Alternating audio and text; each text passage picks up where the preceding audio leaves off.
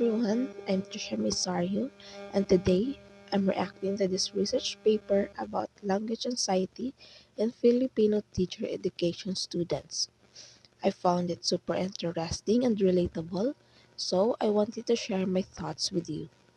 First question: how does speaking in English affect the anxiety levels of the learners? Provide specific example from the study.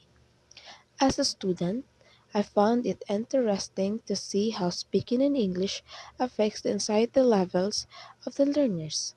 The study found that speaking activities are the primary source of high anxiety for Filipino learners.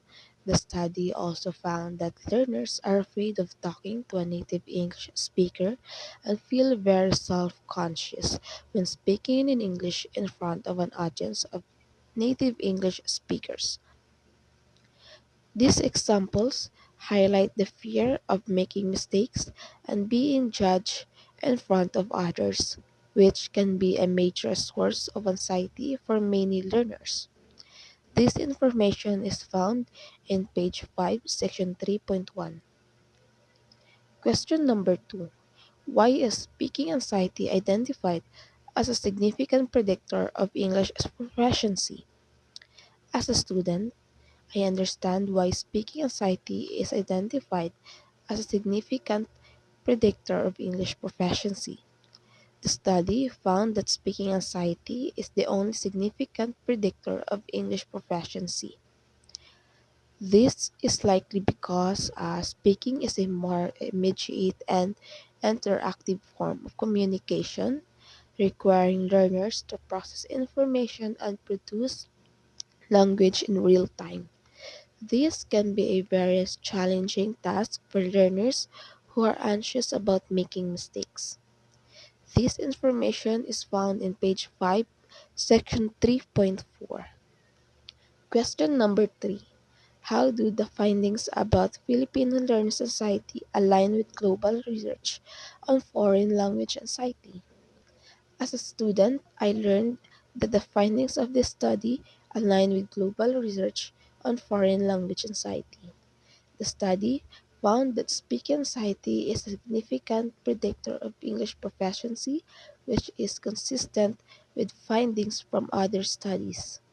This suggests that language anxiety is a common experience for learners around the world, regardless of their specific language or cultural background.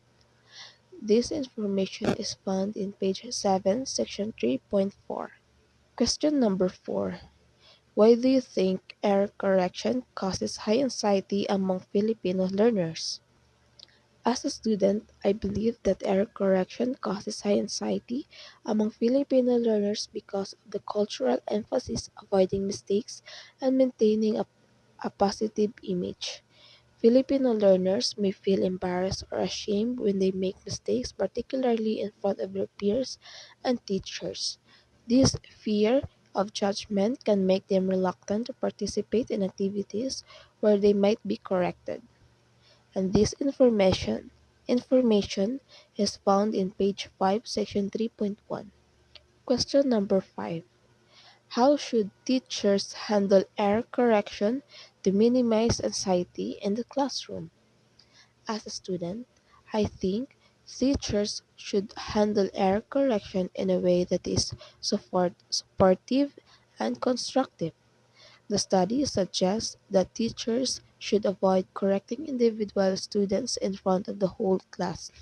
Instead, they should discuss the appropriate answer generally while addressing the entire class. This will help to minimize the anxiety associated with being singled out for correction.